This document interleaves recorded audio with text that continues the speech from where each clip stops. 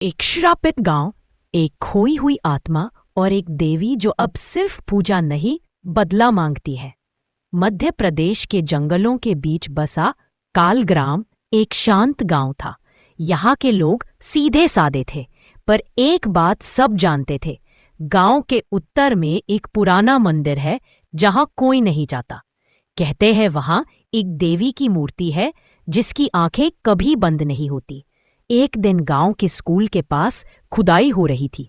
जमीन के नीचे से निकली एक पुरानी मूर्ति, काले पत्थर की, आंखें खुली हुई, होंठों पर हल्की मुस्कान। गांव के बुजुर्ग बोले, ये वही है देवी कालिका जिसकी पूजा अधूरी रह गई थी।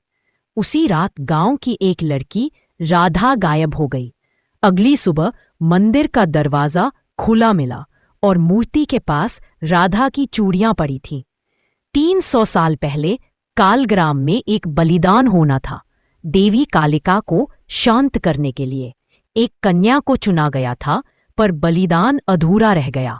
कन्या भाग गई और राधा के गायब होने के बाद गांव में अजीब घटनाएं शुरू हुई। रात को इसी के रोने की आवाज आती। स्कूल की दीवारों पर खून से लिखा मिलता, मैं अधूरी हूं। गांव के बच्चे डरने लगे। एक रात राधा की मां ने उसे देखा, मंदिर के पास सफेद कपड़ों में, आंखों से खून बहता हुआ। गांव के पुजारी ने कहा, अब देवी जाग चुकी हैं, अब उन्हें शांत करना होगा। मंदिर का दरवाजा अब खुद खुलता है। अंदर से घंटियों की आवाज आती है, पर कोई दिखाई नहीं देता। मूर्ति की आंखें अब चमकने लगी हैं। गांव के लोग कहते हैं वो अब देख रही है सबको। गांव में फिर से बलिदान की तैयारी हुई। इस बार चुनी गई मीरा, राधा की छोटी बहन। मीरा ने कहा, मैं जाऊंगी, पर मैं देवी से लड़ूंगी। उसने मंदिर में प्रवेश किया, हाथ में दीपक, माथे पर तिलक, दिल में डर। मंदिर के अंदर मूर्ति हंस रही थी। दीवारों पर राधा की तस्वीरें थीं। हर बार की गायब लड़कियां वहां थीं। मीरा ने कहा, तू देवी नहीं, तू श्राप है। मूर्ति से धुआं निकला। एक स्त्री का रूप, लंबा, काला, आंखों से आग, पैरों में खून। उसने कहा, मैं अधूरी पूजा हूं, मैं अधूरी आत्मा हूं।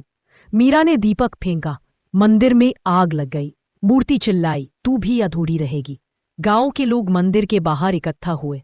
मीरा बाहर आई, जिंदा, पर बदल चुकी थी।